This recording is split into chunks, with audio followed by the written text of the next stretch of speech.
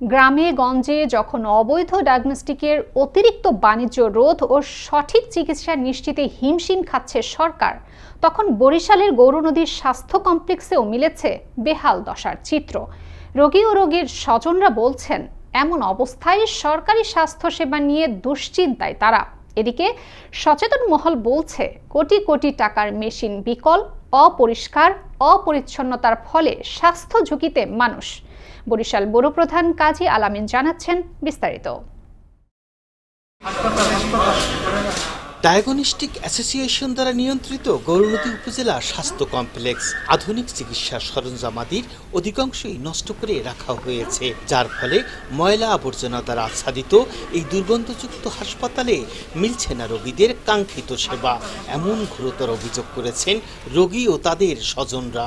সব ওষুধ তারপর টেস্ট সবকিছু বাইরে থেকেই করছি। না এখান থেকে আমরা কিছু পাইনি। আর ওষুধ নিচের থেকে কিনে আনি।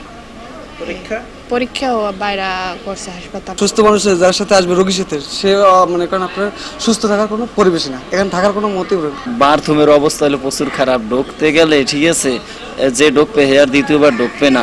দুনিয়ার গন্ধ দই না, ঠিক মতন যত্ন করে না। সম্ভবত মাস 6 দিনে নষ্ট। একটা রোগী আসলে ওই 2 সিটে দিতে পারে না ফ্যানের জন্য। তবে দীর্ঘদিন ধরে আল্ট্রাসোনোগ্রাম মেশিন নষ্ট ও গাইনি বিভাগের ডাক্তার না থাকায় প্রসূতি মায়েদের সেবা ব্যাহত হচ্ছে বলে জানান গৌরনদী উপজেলা স্বাস্থ্য পরিবার পরিকল্পনা কর্মকর্তা ডাক্তার মনিরুজ্জামান। গাইনি বিভাগের ডাক্তার দুঃখের বিষয়ে আমাদের গাইনি বিভাগের ডাক্তার বিগত 2 মাস ধরে অ্যাবসেন্ট বলতে উনি নাই। উনি পোস্ট গ্রাজুয়েশন করার জন্য পিজিতে গিয়েছেন। হাসপাতালের বাহ্যিক দৃশ্য চকচক সুন্দর দেখালো, রোগ নির্ণয়ের যন্ত্রাংশ বিকাল সহ চিকিৎসা সেবার মান তলানিতে। তবে অচল যন্ত্রগুলো সচল করে চিকিৎসা সেবায় নিয়োজিত করার দাবি সাধারণ মানুষের। কাজী আলামিন, আনন্দ টিভি, গৌরনদী, বরিশাল।